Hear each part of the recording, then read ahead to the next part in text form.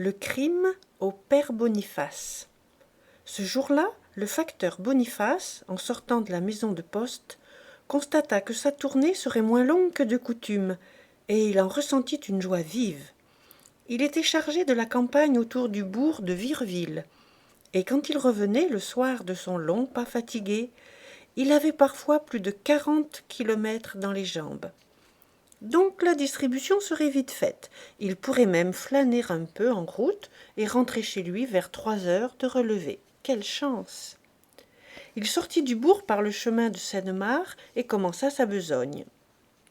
On était en juin, dans le mois vert et fleuri, le vrai mois des plaines. L'homme, vêtu de sa blouse bleue et coiffé d'un képi noir à galons rouges, traversait par des sentiers étroits les champs de colza, d'avoine ou de blé, enseveli jusqu'aux épaules dans les récoltes, et sa tête, passant au-dessus des épis, semblait flotter sur une mer calme et verdoyante qu'une brise légère faisait mollement onduler. Il entrait dans les fermes par la barrière de bois plantée dans les talus qu'ombrageaient 2 rangées de hêtres, et, saluant par son nom le paysan, « Bonjour, maître Chicot !» il lui tendait son journal, le Petit Normand. Le fermier essuyait sa main à son fond de culotte, recevait la feuille de papier et la glissait dans sa poche pour la lire à son aise après le repas de midi. Le chien, logé dans un baril au pied d'un pommier, jappait avec fureur en tirant sur sa chaîne.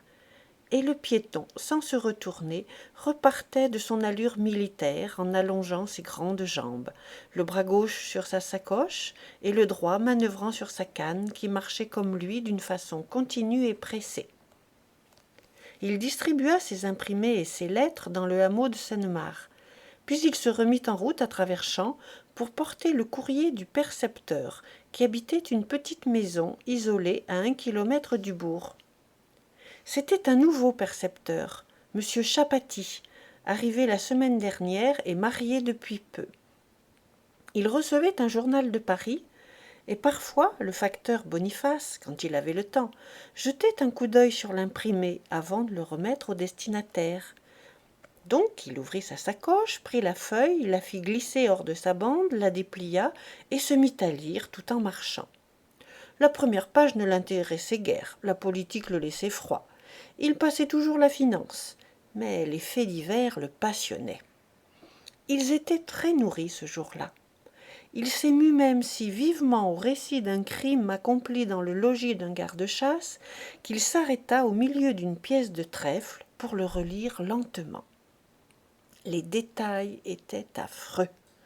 Un bûcheron, en passant au matin auprès de la maison forestière, avait remarqué un peu de sang sur le seuil, comme si on avait saigné du nez. « Le garde aura tué quelques lapins cette nuit, pensa-t-il. Mais en approchant, il s'aperçut que la porte demeurait entr'ouverte et que la serrure avait été brisée.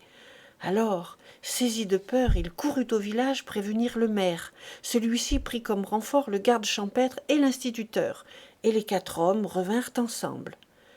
Ils trouvèrent le forestier égorgé devant la cheminée, sa femme étranglée sous le lit, et leur petite fille âgée de 6 ans, étouffée entre 2 matelas.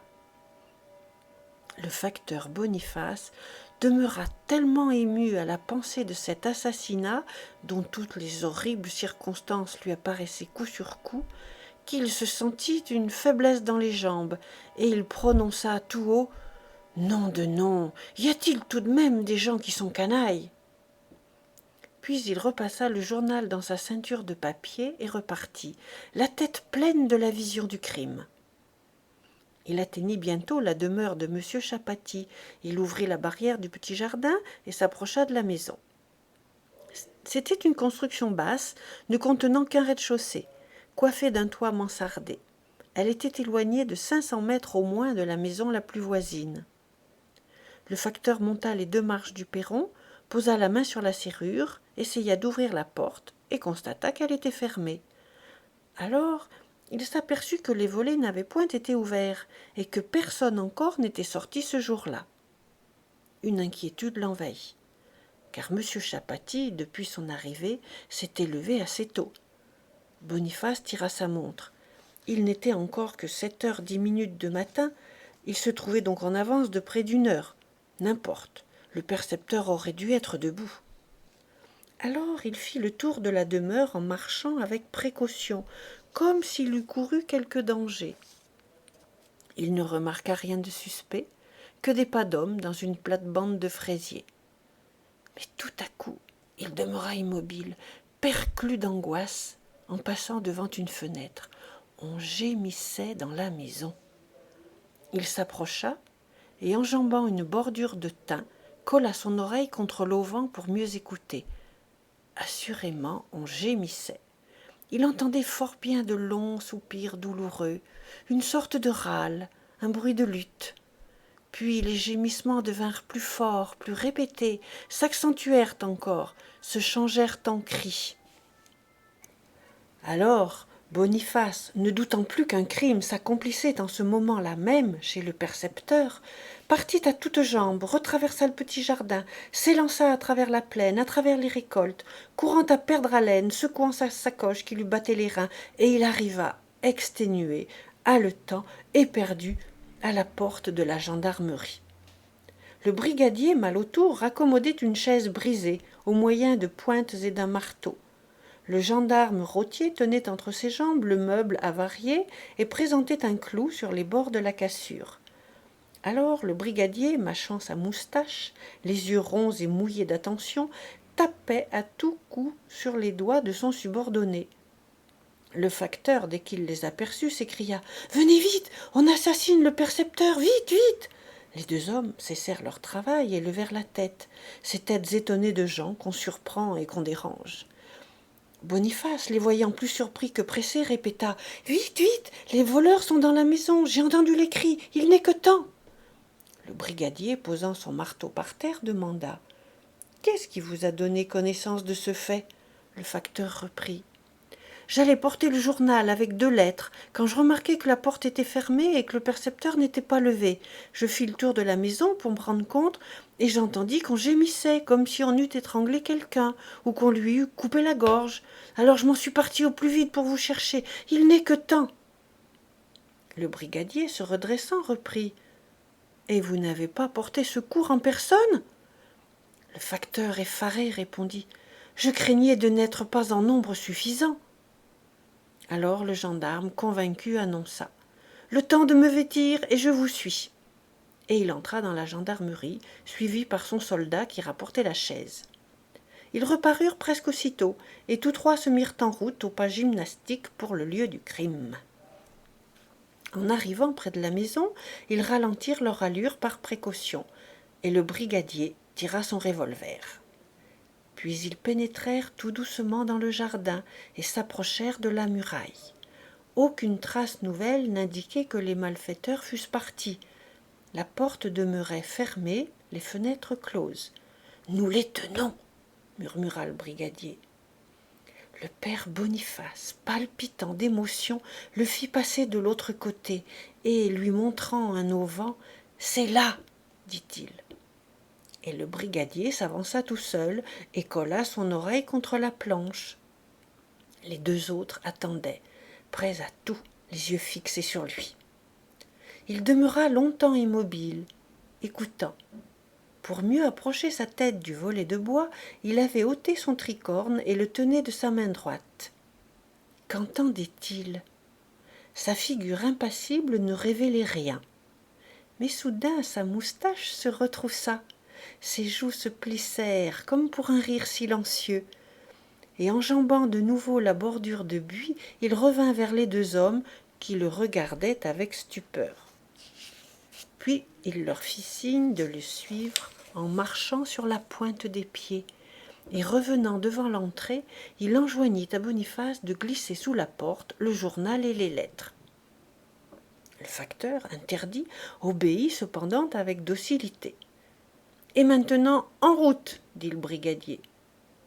Mais dès qu'ils eurent passé la barrière, il se retourna vers le piéton et, d'un air goguenard, la lèvre narquoise, l'œil retroussé et brillant de joie, « Que vous êtes malin, vous !» le vieux demanda. « De quoi ? J'ai entendu, je vous jure que j'ai entendu. » Mais le gendarme, n'y tenant plus, éclata de rire. Il riait comme on suffoque, les deux mains sur le ventre, plié en deux, l'œil plein de larmes, avec d'affreuses grimaces autour du nez, et les deux autres, affolés, le regardaient. Mais comme il ne pouvait parler, ni cesser de rire, ni faire comprendre ce qu'il avait, il fit un geste populaire et polisson. Comme on ne le comprenait toujours pas, il le répéta plusieurs fois de suite, en désignant d'un signe de tête la maison toujours close. Et son soldat, comprenant brusquement à son tour, éclata d'une gaieté formidable. Le vieux demeurait stupide entre ces deux hommes qui se tordaient. Le brigadier à la fin se calma, et lançant dans le ventre du vieux une grande tape d'homme qui rigole, il s'écria « Ah, farceur, sacré farceur, je le retiendrai, le crime au père Boniface !» Le facteur ouvrait des yeux énormes et il répéta « Je vous jure que j'ai entendu !» Le brigadier se remit à rire. Son gendarme s'était assis sur l'herbe du fossé pour se tordre tout à son aise. « Ah, t'as entendu? Et ta femme, c'est-tu comme ça que tu l'assassines, hein, vieux farceur ?»« Ma femme ?» Et il se mit à réfléchir longuement. Puis il reprit. « Ma femme? Oui, elle gueule quand j'y fiche des coups. Mais elle gueule, que c'est gueuler, quoi. C'est-il donc que M. Chapatis battait la sienne ?» Alors le brigadier, dans un délire de joie, le fit tourner comme une poupée par les épaules. Il lui souffla dans l'oreille quelque chose dont l'autre demeura abruti d'étonnement. Puis le vieux pensif murmura « Non, point comme ça, point comme ça, point comme ça, elle dit rien, la mienne, j'aurais jamais cru.